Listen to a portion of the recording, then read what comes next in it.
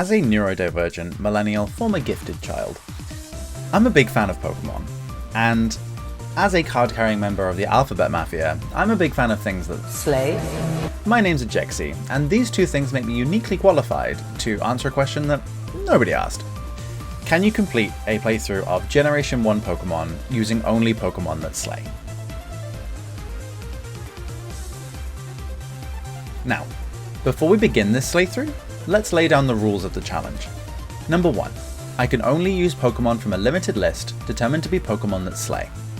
Immediately, I understood the issue with this. How can one white man be the arbiter of all things that slay, especially in a series of games full of diverse and interesting creatures? So I took to God's favourite cesspool of social media to ask you, the fans, what Pokemon you thought slayed. And after receiving some suggestions and some confessions that will haunt me to the grave, I had a list of potential team members. Number 2. I can only use moves that fall under the beauty and cool contest categories. I spent hours in the lab dissecting various drag queens and main pop girlies to extract their essences before distilling them into their purest form. Then I looked at the contest categories and decided that beauty and cool fit my definition of slay the best. And number 3. While this isn't a Nuzlocke, animal cruelty is never a slay, so I'll be trying to avoid fainting as much as possible. In order to create the best viewing experience, I decided to do this challenge in the Gen 3 remakes of Red and Blue, Fire Red and Leaf Green. While there are some changes, such as expanded movesets, the Dark and Steel types, and the Seviiles, in my mind they only added to the slay experience. Plus, we get to play as this girl boss. This girl has 3 inches of miniskirt and a dream. This girl put on the most summery outfit she could find, and decided to pair it with leg warmers. Weather means nothing to her. And with that out of the way, we were ready to begin our journey to become America's next top Pokemon champion. But first, YouTube is a hard game and I'm on that final push to 1 million subscribers. You never know. If you subscribe now, in a few years' time, you could say that you were subscribed to Ajexi and somebody would know what you were talking about. Also, I stream this and all of my other fun challenges over on my Twitch channel. I'm probably doing something really stupid right now, so please feel free to come on and hang out. It's a great time. With that actually all out of the way, let's get on our lashes, hips, hair, and heels, and stomp the runway of Kanto. After a short discussion on the eligibility of Pokemon to slay, we named our character Ajexa and decided on a distinctly non-slay choice for our rival. The rival has to explicitly be someone that does not slay? I think there is a definitive answer here. We had a goal set. We must save the world of Pokemon from Elon Musk and his AI tyranny. Filled with cheek, nerve, audacity, gall, and gumption, I headed out into the tall grass naked as the day I was born. Professor Oak doesn't like to see a bad bitch winning, so he drags me back to his lab and hands me a set of balls. During my incredibly fair survey of my friends who respond to my tweets, a notable absence was literally any of the starter Pokemon. I was undeterred by this and chose Charmander anyway. Charmander? She went to the surgery. She went to see Dr. Zizmore. She got the Botox, buccal fat removal, lip injections, nose job, eyebrow lift, facial. So I named our Charmander after the OG herself, Slayonetta, and promptly made an example out of Elon Musk. A crit and a tackle miss and a burn! Yes! After performing a small errand for Oak, we get promoted to Woman in STEM and receive the Pokédex, which we can use to accurately assess the level of Slay each Pokemon has. With my tools gathered, I set off to Pewter City to try and find our first team member and take on Brock. Brock's rock types are weak to water, grass, and fighting type moves. And the team member I have my sights on can be found on Route 3. Nidoran Female, which will eventually evolve into Nido Queen, can learn Double Kick, a cool move, which will give me a nice easy ride to the first badge. Now, just to head to Route 3 and... That's funny, that doesn't say Route 3. It has been several years since I last played a Kanto game, and I decided I wanted to try and do a lot of this challenge without excessively looking things up. In my head, the route that leads towards Victory Road and the Indigo Plateau was Route 3. This is not correct. Route 3 is actually east of Pewter City, which is blocked off until you get the Boulder Badge, which is obtained by beating Brock. My first mistake. The hurdles are laid out in front of me, so I get to work. Training Cereza the Charmander up to level 14, I head to Brock to square off in our first lip sync. The time has come for you to lip sync for your life. Cereza gaslight gatekeep girl bosses her way to forcing out Onyx with Roar, and I'm gonna try and get rid of Onyx first, because if we can do that, then Geodude's gonna be waiting. The burn! The burn, no! The burn! Burn reduces Onyx's attack by half and deals damage every turn, so Cereza survives a few rock tombs and clears up Onyx and his miserable defensive stats. Cereza makes short work of the Geodude, who knows no rock type moves, and the team claims their first badge. Ejexa received the Boulder Badge from Brock. We just fucking Ash Ketchum that. Ash in the anime beat Brock by thunder shocking Onyx, which literally is not effective. Like, not even like not effective, but like it does nothing. So we just fully Ash Ketchum that. Moving on to Route 3, I claim a second member of our team in Beyonce, and a third in Adele the Jigglypuff. This will be important later. A trek through Mount Moon and a dismantling of a patriarchal crime syndicate's plans later, I pop out in Cerulean City with a fourth team member, Valerie the Clefairy. Misty is our next lipstick to pull, and the team has a long way to go to get there. I turn Bill back into a human, a downgrade. This is a cell separator, so he's been fused with a Pokemon, right? Bill has been fused with a Pokemon. Where's the Pokemon? Where's the Pokemon gone? He was once a person and a Pokemon. Where is the Pokemon gone? Bill just killed a Pokemon in front of us. A Pokemon just died in front of us. And he did it. Yeehaw! And spend some time leveling before taking Misty on. Valerie proves her worth against Misty's Staryu. That's very not ideal for a limited number of double slaps. How much damage is this going to do? Okay, still a lot more than I thought. Fantastic. Even with, that's with 2 hardens and a crit? Let's go. Valerie! 2 crits?!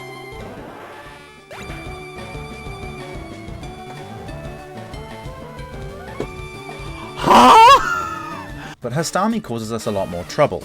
As a fully evolved Pokemon and Grand High Mistress of Slayage, Starmie stats are very hard to deal with at this point in the game. I shamefully heal stall through her attacks while hoping and praying for more luck with Double Slap. Starmie's Onslaught takes us through all of our healing items, with Confusion from Water Pulse wearing Valerie down. Sources. Literally, I don't even know how many she has left. No, not another crit, come on! I'm in hell. I'm in hell. This is hell. This is what hell is like. When I die and go to hell from being a homosexual, this is what it's going to be like. If this crits, I lose. Okay. Yes. Okay, Valerie. I need 5 hits more than ever. 2. Oh, and the crit. Oh, Valerie, thank you. At the last possible moment, she powers through with a crit, and we take the Cascade Badge. Well, tough. This Starmie is a herald of things to come for this team. Before I head off, I decide to drop Adele the Jigglypuff off at the daycare, as her moves aren't super useful right now, but she gets some good coverage later, and this avoids me having to switch train her for 14 hours. This will be important later. Fresh off beating Misty, I decided to celebrate by going to a boat party that I was invited to by a man I just met. The old men on board seemed very happy to battle me until I found my way to the real prize, the ship's captain. After being stopped in my tracks by Elon Musk, I make him regret it by literally slaying his Raticate, who was never seen again, and claim my prize. A quick massage later, the captain shows us his special technique, and the Cut HM is in my hands. Lieutenant Surge is now in my sights. Astrology girlies rise up. I use the power of the Moonstone to evolve Beyonce into the queen that she was always meant to be, giving her the ground type and the edge against Surge. I dig through the trash to make a gorgeous new to remove the electric barriers and take down Surge with ease, claiming the Thunder Badge. A detour back to Pewter City finds me needing 10 Pokemon registered in the Pokedex to get the Flash HM, so I spend a little time being a woman in STEM so I can light the way through Rock Tunnel on my way to Lavender Town. Rock Tunnel turns out to be long and full of trainers, and at this point I was determined to get another badge before I finished my stream, so I rushed through Lavender Town to get to Celadon City. The 4th gym leader, Erica, and her army of stands lie in wait for us. Very well, but I shall not lose. Won't you? Won't you? 'Cause I just learned Flamethrower, baby. I just learned Flamethrower. Overconfidence is a killer in this industry.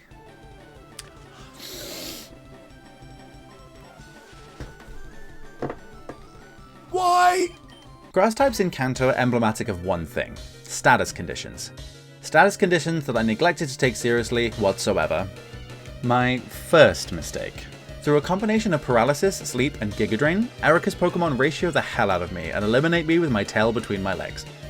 In response, I grow that tail into 9 of them and purchase a Firestone from Celadon Department Store, evolving Cereza into a Ninetales. Erica puts up a good fight, but on round 2 the lip sync goes to Cereza and Erica sachets away, leaving the LGBTQIA badge on the runway for us to take. It's okay guys, we're free. I did it. I succeeded. I'm so tired. 4 badges down, with 4 to go, I decided that I didn't have enough of other men's money, and decided to go get some. And what better way to get that money than by violating European gambling laws? Let's go gambling! Aw, dang it. Aw, dang it. Aw, dang it. Playing fair are not words found anywhere in my slaybook, and my chat taught me a little secret to winning big in Pokemon's Las Vegas. An old man in the Celadon Game Corner warns you that games can be scary. And he's right, look at Scarlet and Violet. But this old man is completely unaware that he is mere inches from greatness. By heading to the slot machine 3 squares north of him, you can find a machine with the highest luck stat available. As soon as you hit 777 on this machine, swap to the one below it until you hit the jackpot again, and then switch back. These 2 machines are pretty much guaranteed to pay out the 300 eventually, and so it won't be so long before you're leaving with a profit. Less than an hour later, and we can spend the fruits of our labour on the illegal exotic animal trade. What are we calling Dratini? This Dratini will never become a Dragonite because Dragonite does not slay. And the rules that we had were, you cannot be used on the team for Legacy Slay, but you can be used on the team for Future Slay. So for example, Nidoran did not slay, but was going to evolve into Nidoqueen, who did. Dragonair slays, but is going to evolve into Dragonite that doesn't, so it cannot evolve. Like, I could see Celine Dion having a Dragonair, right? I could see Celine Dion having a Dragonair. I'm gonna do it. Her heart will go on. With her in tow, we can now use her to beat up the organization that captured and sold her to us in the first place. The nerds in the Rocket Hideout stand no chance, and Giovanni's Kangaskhan loses a mother off with Beyonce, allowing a 10-year-old girl to dismantle the machinations of a large-scale criminal organization. I claim my prize in the Sylph Scope and hightail it out of there. Witchy cottagecore girlies rise up, it's time for Lavender Town. The team makes short work of the rat morning Elon Musk, and we head up the tower to rescue Mr. Fuji. A true mother of the people, Marowak, blocks the path, and I forget what a type matchup is. Who unfortunately was not listed as a slay. A ground type's not weak to flying? Did I make that up? Oh, flying resists ground, but ground isn't weak to flying. I have been playing Pokemon for 25 years. But I pull it off, calm the mother spirit, and take out Team Rocket without too much trouble. Mr. Fuji hands me the means to make any Pokemon into a 365 party girl, and I can finally head down to Route 12 to claim the Super Rod. The combination of Flute and Rod gives me access to a couple new team members, a Venonat that chat aptly names Venomother, and in Vermilion City I catch the literal star of our team, Stariana Grande. Fuchsia City is the next goal to pick up yet another party member. The Safari Zone is home to the Surf and tangentially the Strength HM by way of the Gold Teeth. But a 4% encounter chance in Area 1, not the central area, as it took me some time to discover, leads me to catching the original mother herself. Transitions. Hey, there we go. There she is. She's so mother. Right. The rock makes them easier to catch but more likely to run away. The bait makes them harder to catch but less likely to run away. I think.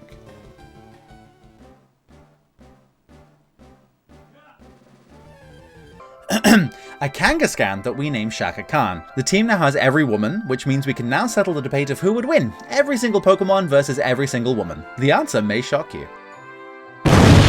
Shaka learns some parroting skills in the form of Brick Break, Surf and Hyper Beam, and teaches the neighborhood kids some lessons alongside Venomother, who evolves into her true form and learns Psybeam. This gives her the edge against Koga of the Fuchsia City Gym, which is my next target.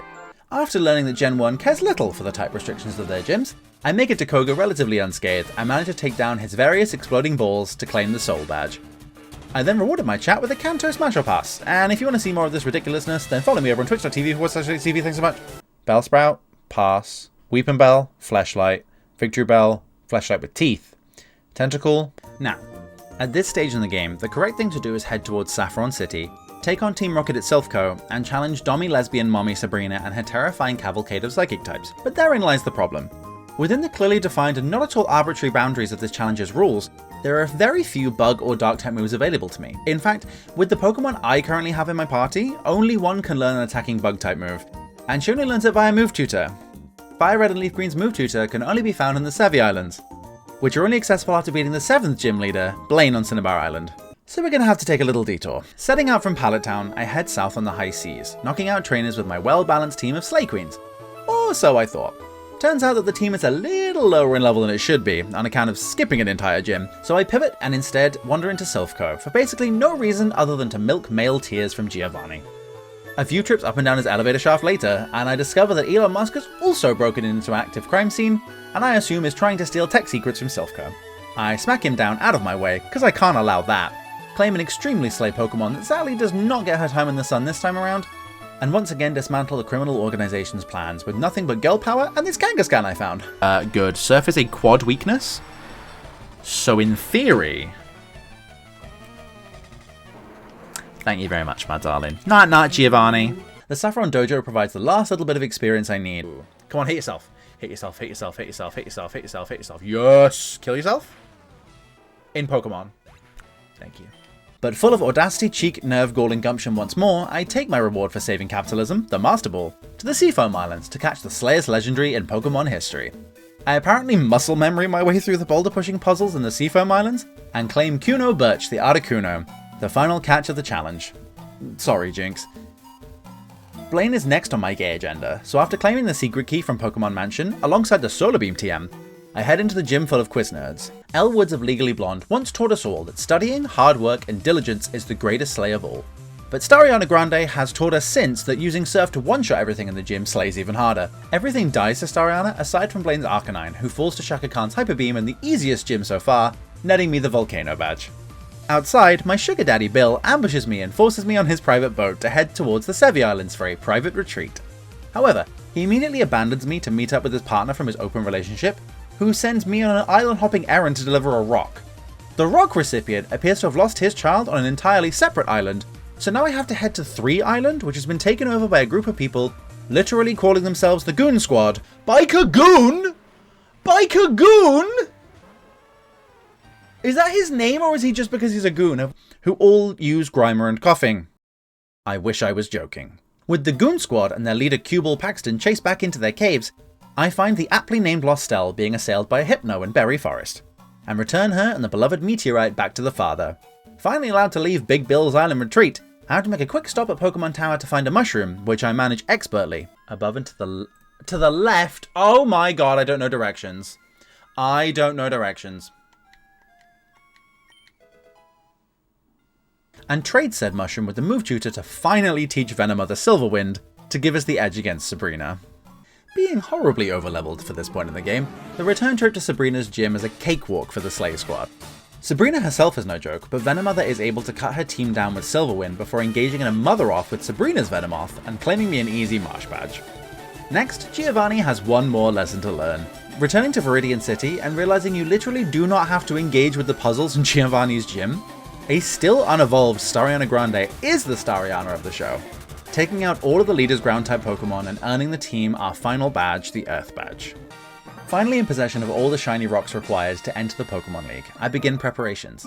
Stariana Grande levels to 46 and learns Hydro Pump, and with her final level up move learned, we reward her victory against Giovanni by evolving her into Starmie, the Grand High Mistress of Slayage.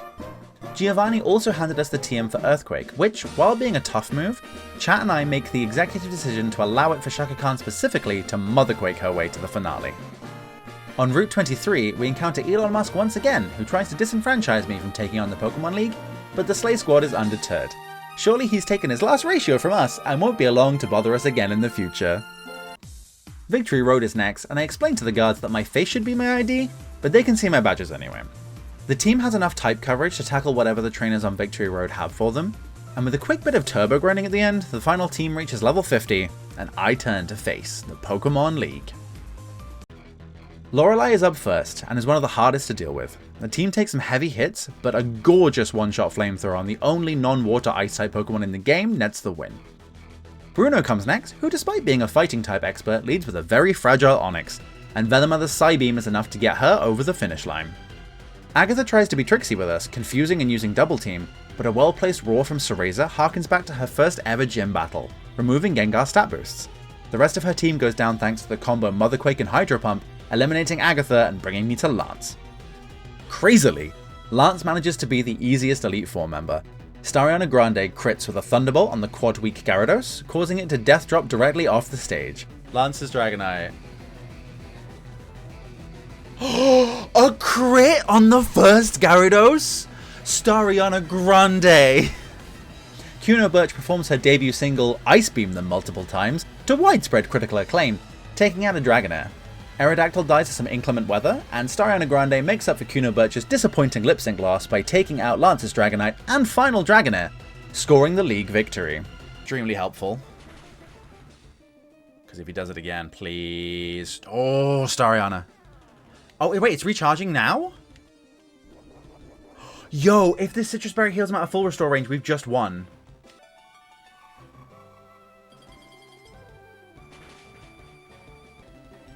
Outrage, will this kill Stariana? I hope not. She's got just enough health left. Stariana Grande again! There has never been a better Pokemon in our entire lives. But it's not enough. Once again, Elon Musk has pipped us to the post and used his vast emerald mine wealth and connections to take the title of Pokemon League champion. The Slay Squad takes center stage, and we face up to Elon Musk and his team of terrifying Pokemon. Kuno Birch leads off against Pidgeot in the Battle of the Birds, taking out Pidgeot with the power of inclement weather. Rhydon can't cope with the power of Shaka Khan's waves and gets two-shot. Alakazam is next, and sadly Venomother is unable to outspeed and gets melted by a single Psychic. Stariana throws up a light screen to protect us further, but Alakazam's recover marks the beginning of the end for our Indigo Plateau Fashion Week. Stariana valiantly freezes Arcanine, but an instant unfreeze drops Stariana Grande to an extreme speed. With no revives and no healing items left, the attempt falls apart and Elon Musk claims lip sync victory. Elon's victory exacted a terrible toll on the Slay Squad. Shaka Khan was dropped by her record label after dwindling streaming numbers.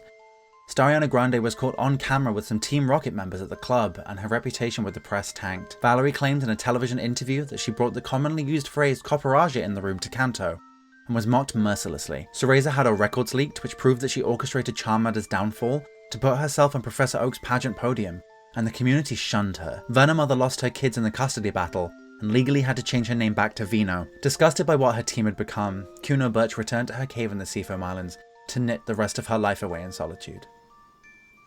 But when Ajexa calls, you answer.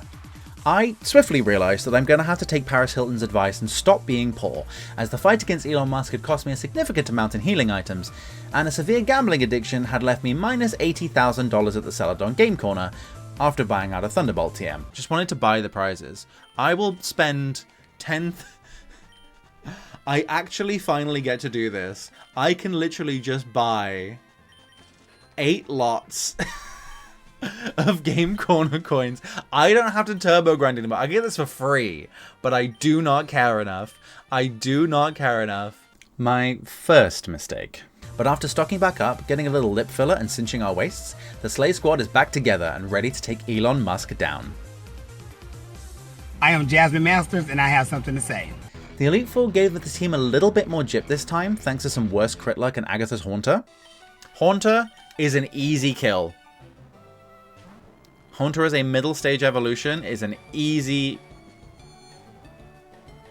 Why do I speak? I learned a little trick with the Brat Flute that gets me through Agatha and Lance and back to Elon Musk's office. Stariana Grande opens the show with a pair of Thunderbolts, eliminating Pidgeot. Arcanine loses the speed game to her as well, taking out one of our biggest problems from last time. Blastoise comes out next, and Stariana's final Hail Mary sets up a light screen to protect us from Hydro Pump. Venomother and Blastoise flip-flop on the weather while I restore Stariana and Thunderbolt's PP with a single Leper Berry I found on the way here, and Stariana clears out the Turtle Tank. Executor tries to sleep powder Kuno Birch, but Kuno Birch hits back by freezing those eggs and dismantling their patriarchal system. Rhydon goes down to a single Surf from Stariana, and Elon Musk is down to one Pokemon. The nerd sends out the ultimate 5000 IQ nerd. Stariana hits with a Stab Surf, and Elon, for some reason, thinks he can outsmart us with a Future Sight. But this team, after everything they've been through together, have merged to become the ultimate woman in STEM, and a final surf from Ariana Grande seals the victory.